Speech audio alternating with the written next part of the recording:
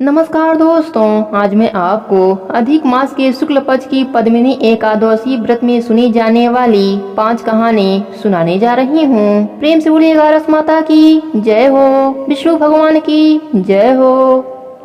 महाराज युधिष्ठिर ने कहा, हे जनार्दन, अब कृपा कर अधिक मास अर्थात मलमास के शुक्ल पक्ष की एकादशी के व्रत की कथा सुनाइए। इस एकादशी का क्या नाम है, क्या पुण्य फल है और क्या विधान है।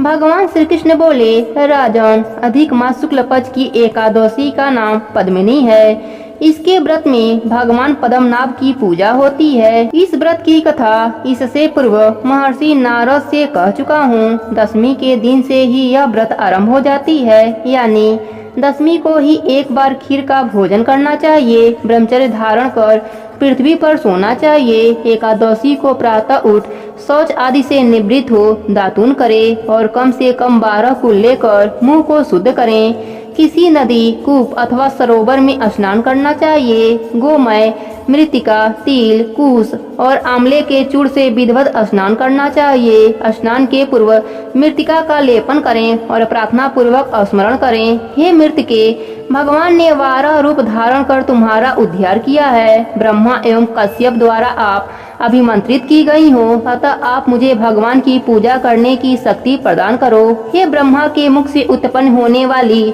और समस्त संसार को पवित्र करने वाली, आप मेरे अंगों को पवित्र और शुद्ध करो। हे शंख चक्र गदा एवं पदधारी देवाधिदेव जगन्नाथ, आप मुझे स्नान करने की आज्ञा दें। इस प्रकार का कर वरुण मंत्र का जप करता हुआ स्नान करें। गंगा आदि उत्तम तीर्थों के अभाव में उनका स्मरण करता हुआ स्नान करें और धोया हुआ साफ वस्त्र धारण करें। संध्या वंदन आदि नित्य कर्मों से निवृत्त हो भगवान के मंदिर में जाकर उनकी पूजा करें। राधिका सहित भगवान की स्पर्श प्रतिमा अथवा शंकर सहित पार्वती की स्वर्ण प्रतिमा का विधिवत पूजन करें। धान्य के ऊपर कांसे का, तांबे का अथवा स्वर्ण या मिट्टी का कलश स्थापित कर उसके मुख पर जिस चीज का घट हो उसी का पात्र रख दें। उसे सुगंधित द्रव्य और दिव्य द्वारा अलंकृत करें। तब उसके ऊपर भगवान की प्रतिमा स्थापित कर विधिवत पूजन करें। पुष्प, गंध और ऋतु फलों का यथाशक्ति नैवेद्य लगावें और फिर भगवान के सम्मुख रात भर जागरण करता हुआ नित्य करें। उस दिन किसी पतित अथवा ऋतुमती स्त्री का स्पर्श न करें। मिथ्या भाषण एवं देव गुरु का निंदा न करें। इस एकादशी का निर्जल ही व्रत करना चाहिए। आसक्त हो तो जलपान या फलाहार का अवलंबन लेना चाहिए। रात के प्रत्येक पहर में भगवान श्री कृष्ण या भगवान शंकर की पूजा करनी चाहिए।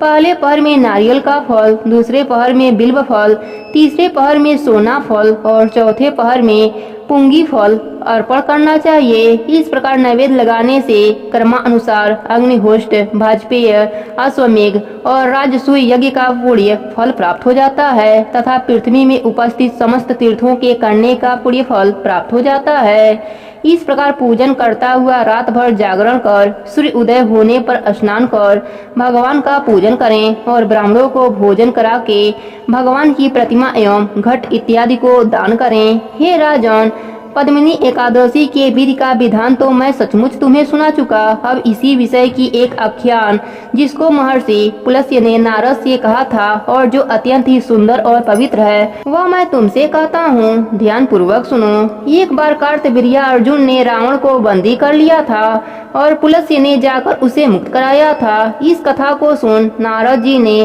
पुलस्त्य जी से पूछा, हे भगवंत, यह बात मेरी समझ में नहीं आती कि त्रैलोक विजयी रावण को कीर्तिवीर्य ने किस प्रकार बंदी कर लिया है। नारद जी के वचन सुनकर पुलस्त्य जी ने कहा, नारद, अब तुम कार्तवीर्य की उत्पत्ति सुनो तो तुम्हारी समझ में आ जाएगा। त्रेता युग में कीर्तिवीर्य नामक एक महाप्रतापी राजा हुआ था। यद्यपि उसके महल में एक से एक सुंदरी 100 रानियां थीं, तथापि पुत्र किसी को नहीं था। उस राजा ने महर्षियों के उपदेश अनुसार अनेकों राजसूय यज्ञ और अश्वमेध यज्ञ किए, मगर कोई परिणाम नहीं निकला। तब राजा अत्यंत उदास और दुखी रहने लगा। सोचते सोचते तब करने के लिए जाने का निश्चय कर राज्य का भार मंत्री के मत्थे दे तपस्या करने को चल दिया। यह समाचार सुन उसकी एक रानी, जिसका नाम प्रमदा था, अपना भेष तपस्वी का बनाकर राजा के साथ निकल पड़ी। वन में जाकर राजा ने 1000 वर्ष प्रयत्न तपस्या की, मगर कोई फल नहीं हुआ। यह देख प्रमदा को दुख हुआ। एक दिन वह अनसुईया के आश्रम में जा उनको प्रणाम कर उन्हें अपना समस्त वृत्तांत कह सुनाया। हे देवी, मुझे कोई ऐसी उक्ति बतलाइए कि जिससे मेरा मनोरथ पूर्ण हो। रानी की समस्त राम कहानी सुन देवी अनसुईया ने कहा, तुम अधिक मास जो 32 महीने के बाद आता है और उनमें 2 एकादशियां होती हैं, पद्मिनी और पद्मा, यह दोनों ही एकादशियां अतुल और अक्षय फल को देने वाली हैं। अस्तु, तुम इन दोनों की एकादशियों का व्रत कर भगवान का पूजन और भजन कीर्तन कर रात्रि में जागरण करो, तुम्हारी मनोकामना अवश्य पूरी होगी। रानी देवी अनसुईया से व्रत का विधान सुनकर अपने आश्रम में आई और पद्मिनी का व्रत निराहार और निर्जल रहकर रात्रि जागरण और कीर्तन किया। व्रत के समाप्त होते ही भगवान कमलनाथ प्रकट हुए और रानी से कहा, वर मांगो। रानी ने भगवान को दंडवत किया और हाथ जोड़कर अनेकानेक स्तुतियों के पश्चात कहा, हे देव, यदि आप प्रसन्न हैं तो मेरे पतिदेव की इच्छा पूर्ण कीजिए। रानी के ऐसे वचन सुन भगवान ने राजा से कहा, हे राजन, तुम्हारी स्त्री ने पद्मिनी का व्रत करके मेरी आराधना और पूजन किया है। अस्तु, मैं प्रसन्न होकर कहता हूँ कि तेरी जो भी इच्छा हो वह वर मांगो। भगवान के ऐसे वचन सुन राजा ने कहा, प्रभु, यदि आप सचमुच ही मेरे ऊपर प्रसन्न हैं तो मुझे ऐसी संतान दीजिए जो सर्वश्रेष्ठ और आपके सिवा और किसी के हाथ से न मरने वाली हो। राजा के ऐसे वचन सुन भगवान तथास्तु कहकर अंतर ध्यान हो गए। राजा भी प्रसन्न हो रानी को साथ ले अपनी राजधानी में आए। यथा समय रानी प्रमदा के गर्भ से कार्तवीर्य का जन्म हुआ, जिसके समान तीनों लोकों में कोई नहीं था। यही कारण है कि उसने रावण को बंदी बना लिया था। इस प्रकार कथा कहकर पुलत्स्य ने नारद से कहा, इसमें आश्चर्य का कोई विषय नहीं है। पद्मिनी एकादशी का महान प्रभाव है। श्री कृष्ण जी बोले, हे राजन, इस व्रत को तुम भी बंधु बांधव समेत करो, तुम्हारा कल्याण होगा। भगवान के आज्ञा अनुसार महाराज युधिष्ठिर ने भ्राताओं सहित इस व्रत को किया। मलमास की एकादशी का व्रत करने वाला महान पुण्य का भागी होता है। जो लोग इस कथा को कहते या सुनते हैं उनका भी कल्याण होता है।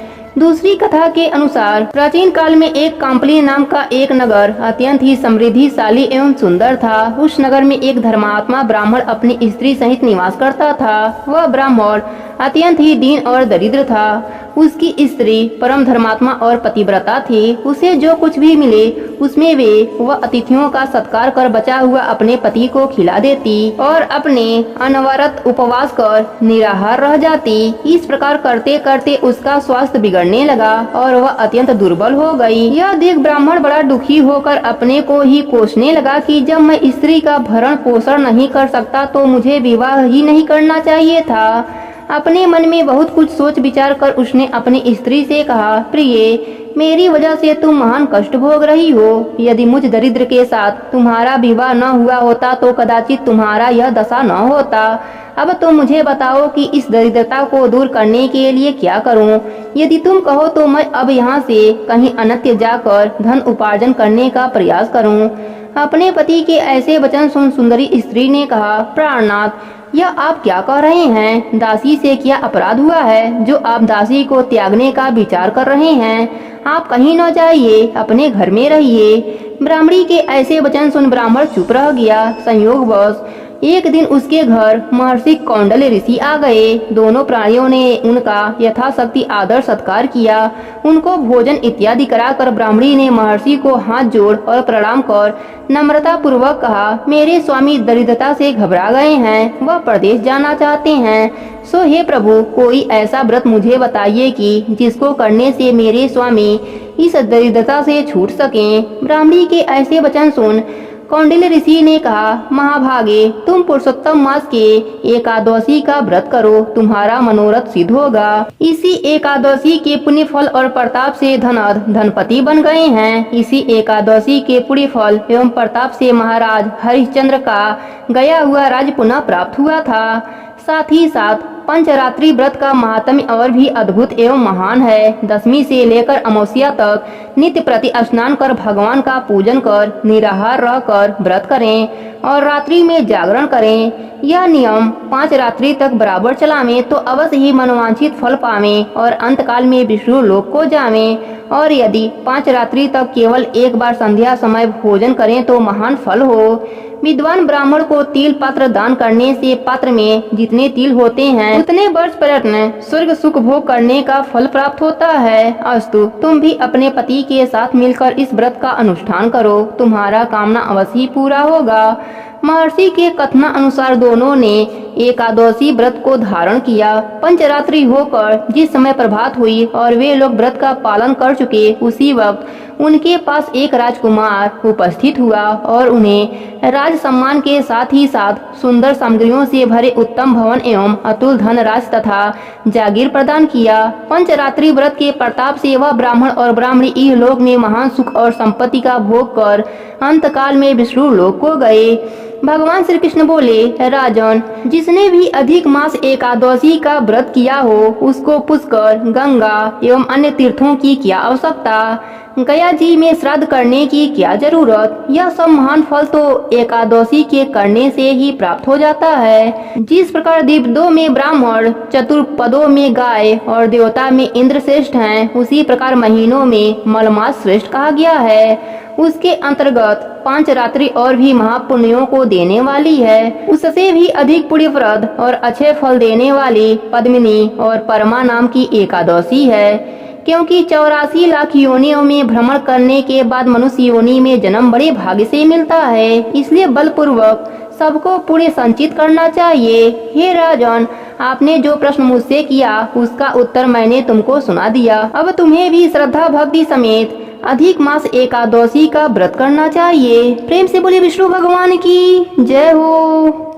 अब सुनते हैं तुलसी माता की कथा। प्रेम से बोले तुलसी माता की जय हो।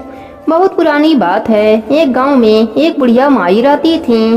वह नित्य नदी पर स्नान करती और तुलसी माता को सींचती और तुलसी माता से कहती, तुलसी माता सबकी दाता, मैं बिरला सींचूं, तू कर निस्तार मेरा। तुलसी माता अड़ुआ दे, लडुआ दे, पीताम्बर की धोती दे, मीठा मीठा ग्रास दे, बैकुंठ का वास दे, चटके की चाल दे, पटके की मौत दे, चंदन की गांठ दे, झालर की झंकार दे, साई का रास दे, दाल भात का जीवन दे, 11 की मौत दे और कृष्णा की कंधा भी दे दे। बुढ़िया माई रोज तुलसी सींचने के बाद यही बात कहती थी। उनकी बात सुनकर तुलसी माता सूखने लगी। एक दिन भगवान हरि ने पूछा, हे प्रिय, इतनी औरतें तुम्हें सींचती हैं, मीठा भोग लगाती हैं, गीत सुनाती हैं, फिर भी तुम क्यों सूख रही हो? तब तुलसी माता ने कहा, प्रभु, एक बुढ़िया माई रोज मेरे पास आती हैं और रोज मुझसे यह सब कहती हैं। मैं हर बात पूरी कर सकती हूँ, पर श्री हरि का कान्हा कहाँ से ला कर दूंगी? तब भगवान हरि बोले, जब वह मरेगी तब कान्हा देने मैं स्वयं आ जाऊंगा। प्रिय, तू चिंता मत कर। कुछ दिनों के बाद बुढ़िया माई का देहांत हो गया। बुढ़िया माई के अंतिम संस्कार के लिए गांव के कुछ लोग बुढ़िया माई के मृत शरीर को उठाने लगे तो वह बुढ़िया माई इतनी भारी हो गई कि किसी से भी नहीं उठी। सब गांव वाले बोलने लगे कि बुढ़िया माई तो अपने पूरे जीवन में पूजा पाठ किया था, फिर भी यह इतनी भारी कैसे हो गई? उधर से बूढ़े ब्राह्मण के रूप में भगवान हरि स्वयं वहां आए और पूछने लगे कि क्या हुआ। तब सभी कहने लगे, बुढ़िया माई का शरीर उठ नहीं रहा है, लगता है यह पाप भी बहुत करती थीं, इसलिए यह मरने के बाद भारी हो गई हैं। तब भगवान के रूप में प्रभु बोले, मुझे इसके कानों में एक बात कहने दो, शायद उठ जाएं।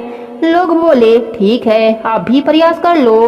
भगवान बुढ़िया माई के कानों में कहने लगे, बुढ़िया माई, मन की निकाल ले, अड़ुआ ले, गड़ुआ ले, पीताम्बर की धोती ले, मीठा मीठा ग्रास ले, बैकुंठ का वास ले, चटके की चाल ले, पटके की मौत ले, चंदन की गांठ ले, झालर की झंकार ले, दाल भात का जीवन ले, एकादशी का मौत ले और ले श्री हरि का कान्हा भी ले ले।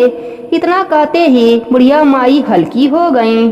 भगवान अपने कंधे पर उसे ले गए। बुढ़िया माई को मुक्ति मिल गई और वह श्री हरि के साथ बैकुंठ लोक को चली गई। हे तुलसी माता, जैसे आपने बुढ़िया माई पर कृपा करी वैसे ही अपने सभी भक्तों पर अपनी कृपा बनाए रखना। प्रेम से बोलिए तुलसी माता की जय हो, पुरुषोत्तम मास की जय हो। अब सुनते हैं विष्णु भगवान की कथा। प्रेम से बोलिए विष्णु भगवान की जय हो। एक बार एक सीधा साधा अनपढ़ गवार किसान था। वह एक संत के पास गया और कहने लगा, हे गुरुदेव, मुझे ईश्वर का एक ऐसा नाम बता दीजिए जिससे मैं सारा दिन आराम से जपता रहूं और अपना काम भी करता रहूं, जिससे मेरा काम भी हो जाए और मेरा परलोक भी सुधर जाए। संत ने कहा, ठीक है, तुम अंगमोचन नाम का जप किया करो। किसान ने कहा, ठीक है गुरुदेव। अब किसान दिन भर अंगमोचन नाम का जप करता रहा, लेकिन कुछ देर के बाद वह भूल गया और धमोचन धमोचन नाम जपने लगा। अब दिन रात वह धमोचन धमोचन रटता रहता था।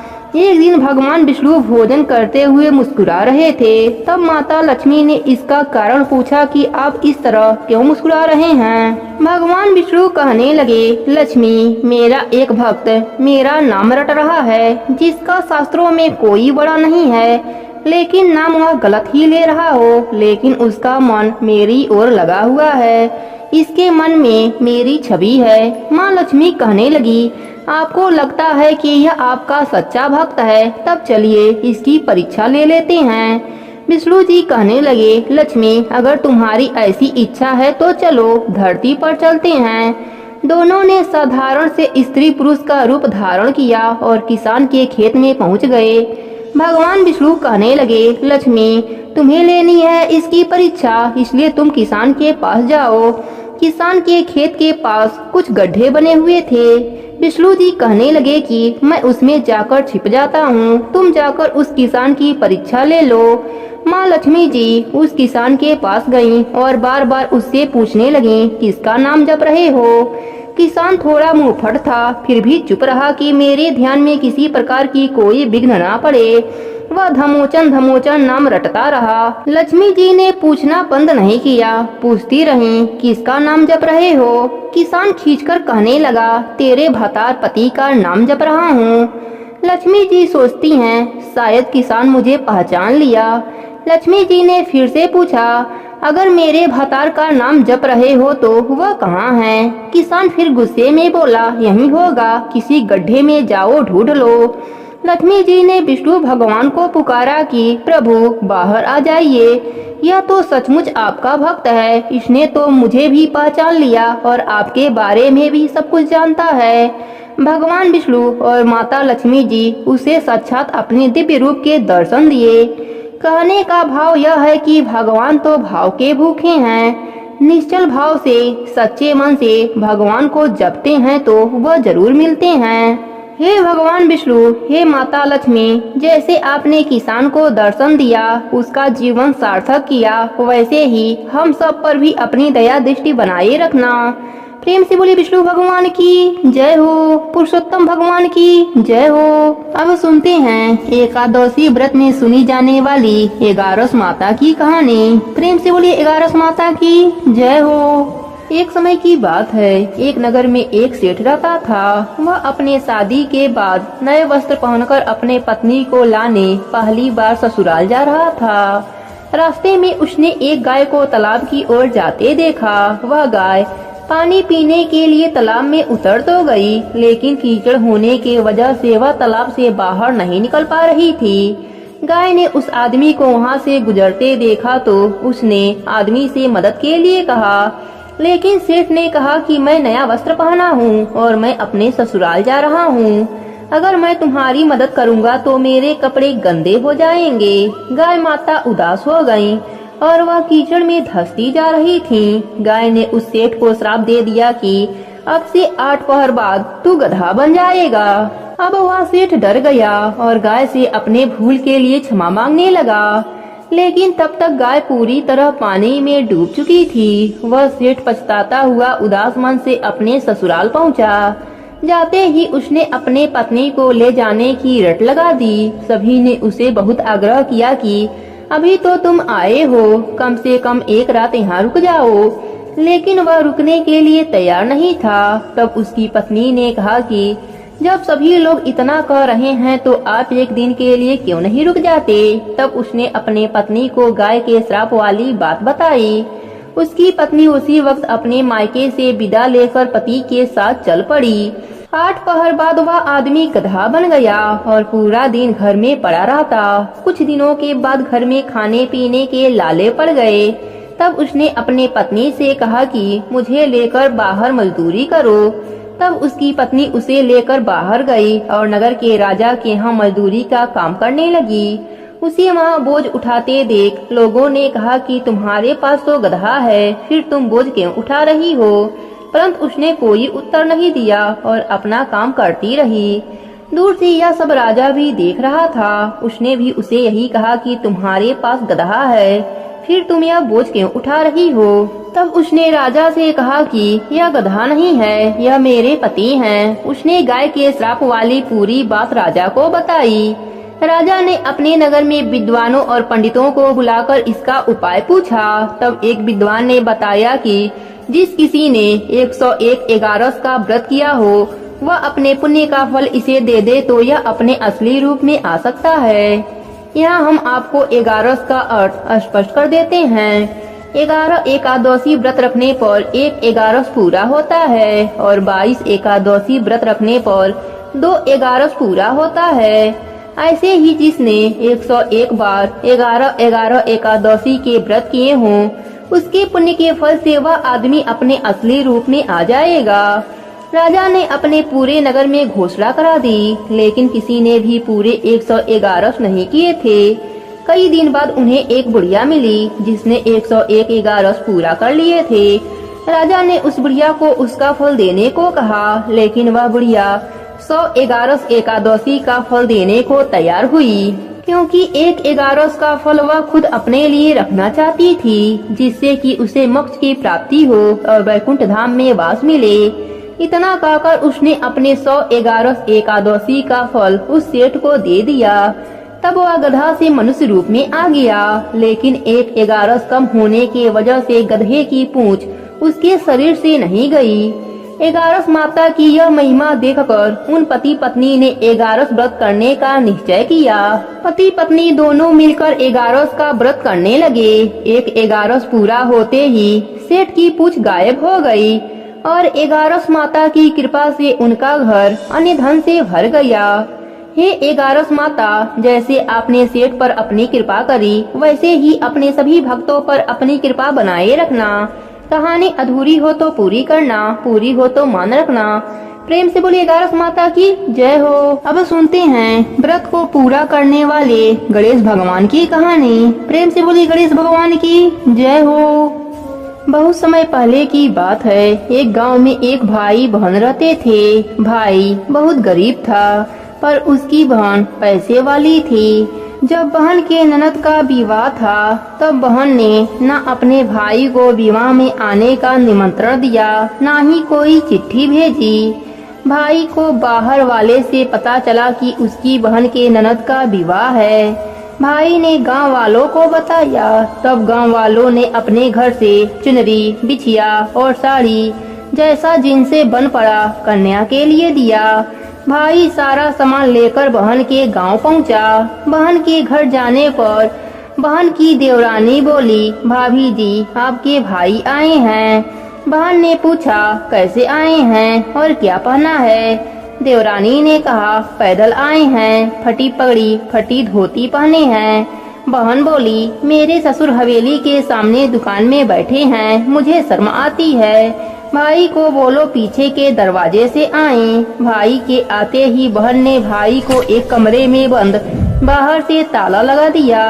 एक तरफ लड़की का विवाह हो रहा था, गाजे बाजे बज रहे थे, अतिथियों को भोजन कराया जा रहा था और दूसरी तरफ भाई को कोई पानी तक पूछने वाला नहीं था। भांजे की बहू को दया आई और उसने दरवाजा खोल दिया। दरवाजा खुलते ही भाई वहां से भागा। 2 दिनों से भूख प्यास के कारण उसे चक्कर आने लगे। रास्ते में गणेश भगवान का मंदिर था, वहां जाकर गिर गया। रोते रोते गणेश भगवान को अपनी व्यथा सुनाई और बोला, आज मेरी गरीबी के कारण से मेरी सगी बहन ने मुझे धिक्कार दिया। घर जाने पर मेरी पत्नी जब पूछेगी कि विवाह से क्या मिठाई लेकर आए हैं तो मैं क्या जवाब दूंगा। गणेश भगवान को उस पर दया आ गई और वह बोले, मेरे बगीचे से ककड़ी और तरबूज तोड़कर ले जा। भाई ने ककड़ी तोड़कर झोला भर लिया और अपने घर गया। घर जाते ही बच्चों ने पूछा, पिताजी बुआ के यहाँ से हम लोगों के लिए क्या लाए हैं। झोला खोलते ही छोटे तरबूज सोने के गेंद में बदल गए। बाकी के तरबूजे काटे तो उनमें से हीरे मोती निकले। पत्नी बोली, आप बहन के घर से इतना कुछ क्यों लाए? आपकी बहन ने हम लोगों को बहुत ज्यादा दे दिया है। भाई ने कुछ जवाब नहीं दिया।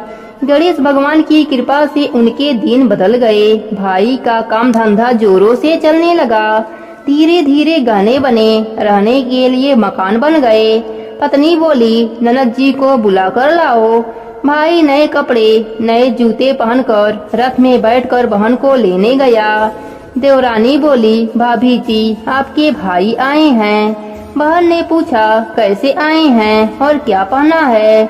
देवरानी बोली, रथ में बैठकर खूब ठाट बाट से आए हैं। बहन बोली, मेरे भाई को बोलो कि हवेली के सामने से आए, मेरे ससुर देवर जेठ देखेंगे।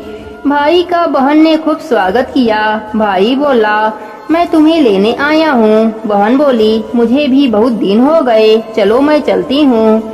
भाई बहन को लेकर अपने घर आया। भाई और उसकी पत्नी ने बहन का खूब आदर सत्कार किया। जो चीजें मांगी सब बनवा कर दिया। बहन बोली, भाई मुझे जूती चाहिए। भाई ने मोची को बुलाया और कहा, मेरे बहन के लिए ऐसी जूती बनाओ जो मुँह से बोले। भाई ने बहन को बहुत सारा धन देकर विदा कर दिया, पर अभी तक वह जूती नहीं आई थी। बहन रवाना होने लगी तब मोची जूतियां लेकर आया। बहन के जूती पहनते ही जूतियां बोली, निर्धन भाई की पैसे वाली बहन, गणेश भगवान का बगीचा नहीं होता तो आज क्या करती बहन। तब भाई की पत्नी ने पूछा, यह क्या आवाज आ रही है। भाई ने कहा, सुबह का समय है, कोई जीव जंतु बोल रहा होगा। भाई ने घोड़े गाड़ी को जल्दी जाने को कहा। बहन के जाते ही पत्नी जिद करके बैठ गई कि जूतियां क्या बोल रही थीं। पति ने अपनी पूरी आप बीती सुनाई कि कैसे बहन ने मुझे 2 दिन भूखा रखा, कमरे में बंद कर दिया। भांजे की बहू ने दरवाजा खोला, तब मैं बाहर आया और गणेश भगवान के शरण में जा पहुंचा। गणेश भगवान की कृपा से हमारे दिन बदले हैं। उसने अपने पत्नी को सारी बात बताई। तब पत्नी बोली, अगर मुझे पहले मालूम होता तो मैं आपके बहन को कुछ ना देती। मेरा दिया हुआ सब कुछ वापस लेकर आओ। तब पति बोला, सुहासिनी के आशीष से ही हमें गणेश भगवान ने सब दिया है। अगर वह मुझे भूखा प्यासा कमरे में बंद नहीं करती तो मैं गणेश भगवान के मंदिर में क्यों जाता। क्या मैं गणेश भगवान को अपना दुखड़ा सुनाता। तुम अपना मन मैला मत करो, अपने पर तो गणेश भगवान की कृपा है और किस चीज की कमी है। फिर दोनों गणेश भगवान के आगे झुककर प्रणाम किए और जयकारा लगाए। हे गणेश जी महाराज, जैसे आपने गरीब भाई पर कृपा करी, वैसे ही अपने सभी भक्तों पर अपनी कृपा बनाते रखना। कहानी अधूरी हो तो पूरी करना, पूरी हो तो मान रखना। प्रेम से बोले गणेश भगवान की जय हो।